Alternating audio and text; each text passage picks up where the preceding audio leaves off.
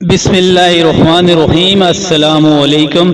ایک دفعہ روم سے سفیر آ گیا۔ مدینہ پہنچ کر پتہ کیا کہ مسلمانوں کا بادشاہ عمر کہاں ہے۔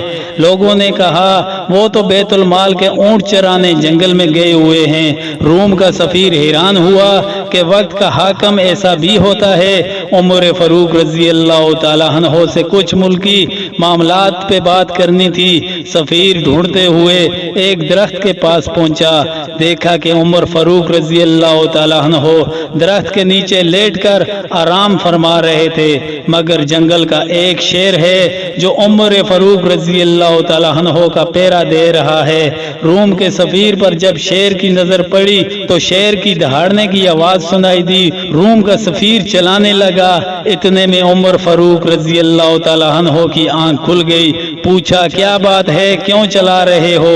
سفیر نے کہا واہ عمر رضی اللہ تعالیٰ عنہ، تیری حکمرانی کہ جنگل کے شیر بھی تیری ڈیوٹی دے رہے ہیں۔ اس پر عمر فاروق رضی اللہ تعالیٰ عنہ نے ایسا جملہ کہا کہ سونے کی تار سے لکھا جائے پھر بھی کم ہے۔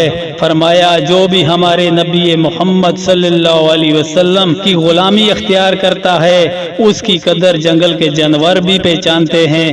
روم کے سفیر نے بات چیت کی اور چلا گیا۔ دوسرے دن صبح ہوئی، عمر فاروق رضی اللہ تعالیٰ عنہ پانی کے مشکیزے بھر بھر کے غریبوں کے دروازے پہ پانی پہنچا رہے تھے تو خادموں نے کہا کہ امیر المومنین خزانے سے ہم بھی تنخواہ لیتے ہیں، آپ حکم کریں ہم پانی بھر دیتے ہیں۔